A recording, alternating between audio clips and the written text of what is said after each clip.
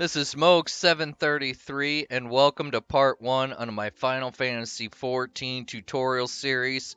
We're going to go through the character selection screen, develop a new character, and learn how to play this game efficiently from start to finish on character creation, job specifics, dungeon runs, leveling, and really getting the most out of your gameplay experience. I'm going to show you how to develop your character in a balanced way so that you're never hurting for gil, you're never hurting for equipment, and for the most part, you'll never end up having to buy anything.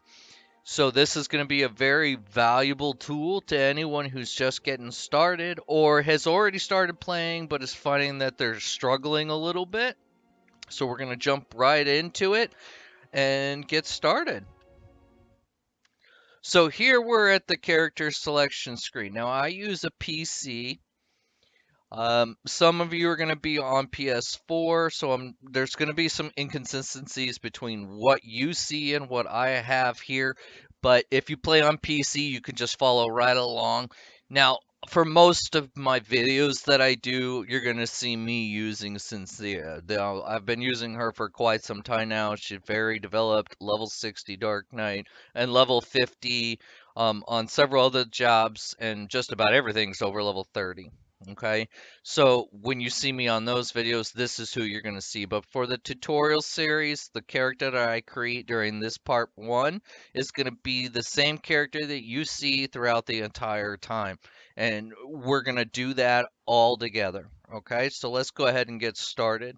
Go ahead and click on new character. We're going to create somebody from scratch for this. And I believe I'm going to go with a male this time. Now, I personally prefer the Makoti because of their cat people.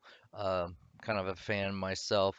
The humans, honestly, there's in 11 there were some major differences in your overall stats as the characters developed based on your race, but I haven't seen a significant difference on 14, so I really don't think it makes a big difference end game wise what you pick. Just go with what you prefer, what makes you comfortable, or however it is you want to look.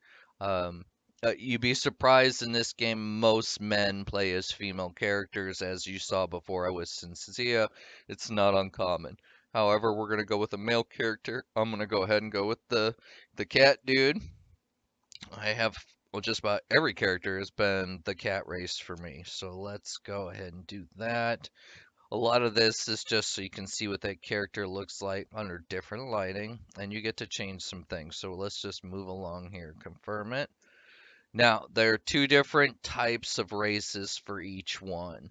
Now, this is the Seekers of the Sun and Seeker of the Moon. Now, if you look for this race, it doesn't make much of a difference except for the standard hair color that you start with.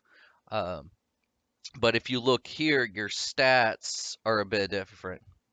Okay, so let's go to Keeper Moon. Now, strength is higher with the Sun, but intelligence and mind is stronger with the moon. Okay, for these. So if we go back to gender, let's go to here. And now let's see for this one. Select the features which should change. Now let's go to clan. Now same thing. Strength is higher on Midlander and intelligence on the Highlander's strength and vitality. So this guy will basically start off at an advantage being a tank, whereas this one's going to have a higher advantage as DPS. If you look at strength and intelligence are higher. So now, based on these updates, even I'm learning something here. They've made some adjustments that you get benefits based on your race. So if I go back and I look at the race that I want to be, and I'm going to be male, and select it, and go back to clan. So the Keeper of Sun, strength and dexterity, which means he's going to do much better as DPS and the archer specifically, range DPS. But he's going to be at a slight disadvantage for magic users, both on the uh, dark mage and the healers, because his mind is lower and his intelligence is lower and his health is at an average point. Okay, whereas the keeper of the moon, higher intelligence, much higher mind, and dexterity. So he's going to do really well as the archer bard class and job, and as all the healer classes. So something to consider there. I didn't know that they had incorporated this, so let's learn this together. Um, so I like to play balanced. I'm going to end up doing all classes, leveling up everything evenly, and I'm going to show you the major advantages to that type of gameplay, especially on the game like this. But we're going to have to pick a specific class to start with, and that's going to end up becoming our main through the first half of the game, really. So in this scenario, I think I'm going to keep with the Keeper of the Moon, because I do like being a healer, and I definitely want to be able to do the um, Thaumaturge, because we're going to focus on Thaumaturge for this playthrough for the first 15 levels before we can expand. So let's go with that. So we're going to confirm. I want him to be tall.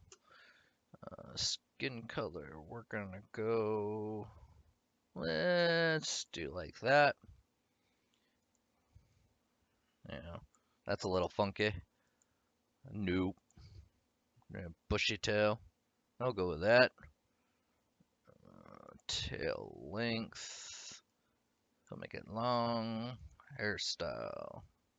That is incredibly stupid looking, so let's find something a little less obnoxious. Nope, nope, nope. Well, Uh, no, no, girly man. No, no, no. Just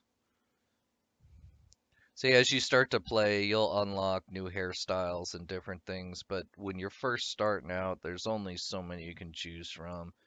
I like to have something a little normal but stylish. That's a little too girly for me. How about this one? Here we got something messy.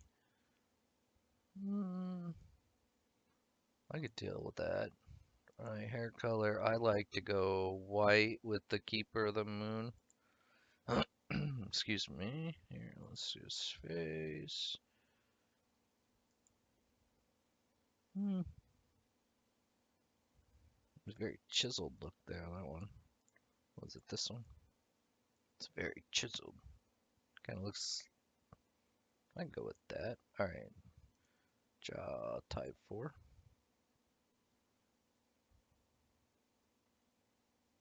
Force fine. Eye shape.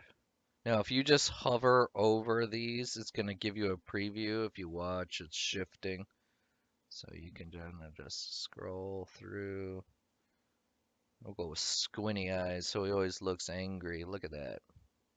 Alright, iris. We want to go stick with the large. Eye color. I'm a fan of purple. Don't judge me, but it's my favorite. So that's what we're doing. Eyebrows. Type 1, type 2. 3. What is up with that? We're going to go type 2. Nose. Big nose, medium nose, little nose. We're going to go 6. Mouth. Big old lips. You look like I can kiss somebody. Mwah, mwah, mwah. No, no. Big old mouth. We're going to go 4. Lip color. We're going to do... Let's see, it doesn't make that much of a difference. I don't understand that. How can you say it's a lip color change if it doesn't change?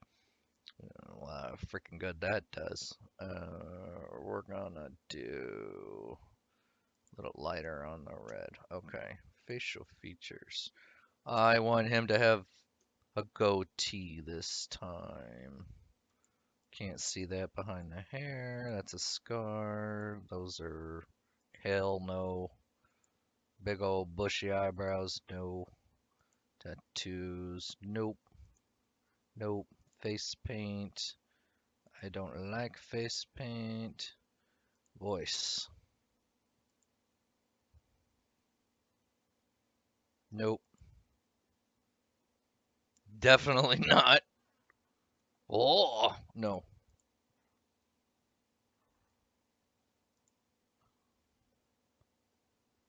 Eh,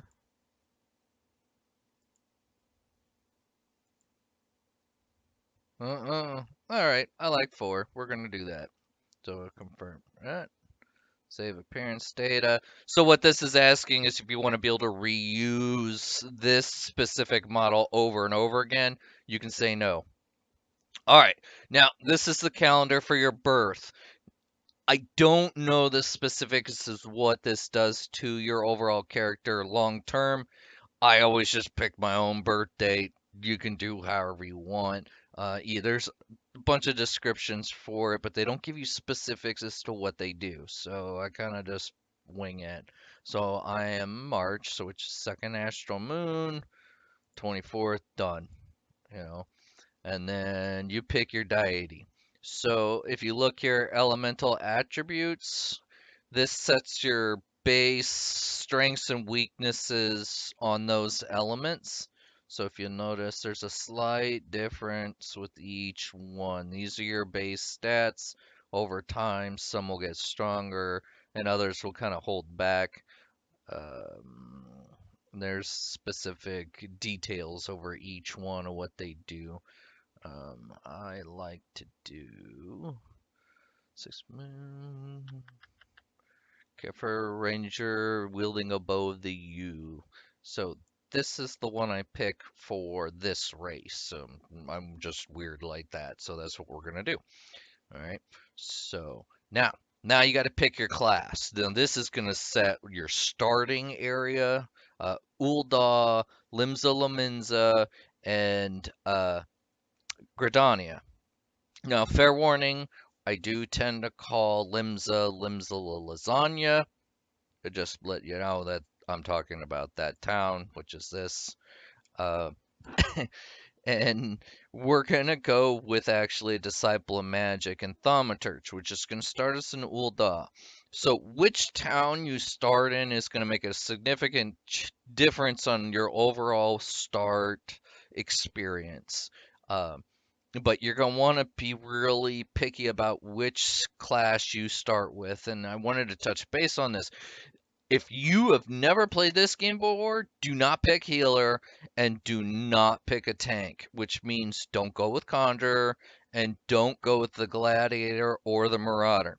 The reason for this is because these are considered one of the hardest jobs to do a good job with, and people are going to criticize you like you would not believe. Okay.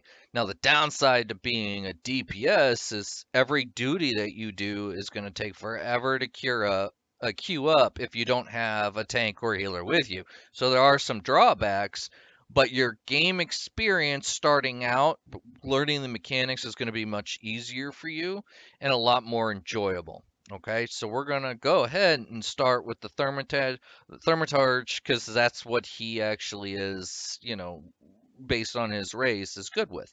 All right, so this is what we're gonna do.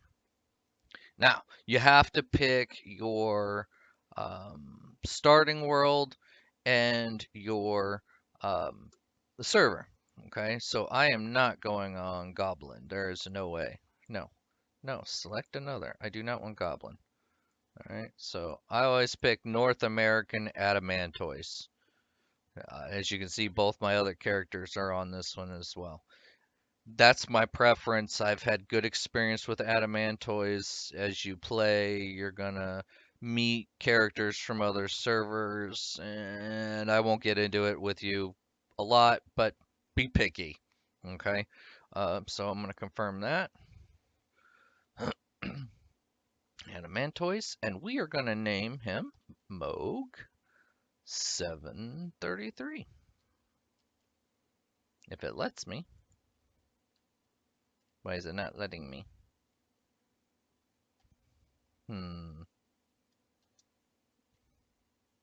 Because you can't use letters. So we're going to name him Alkira since that's what my other character is named. So Moog Alkira. All right, so confirm that. And it's loading. All right, there we go. Character creation is done.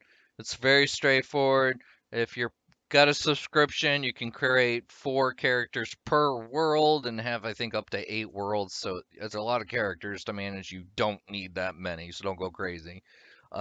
They've disabled the ability to mule characters.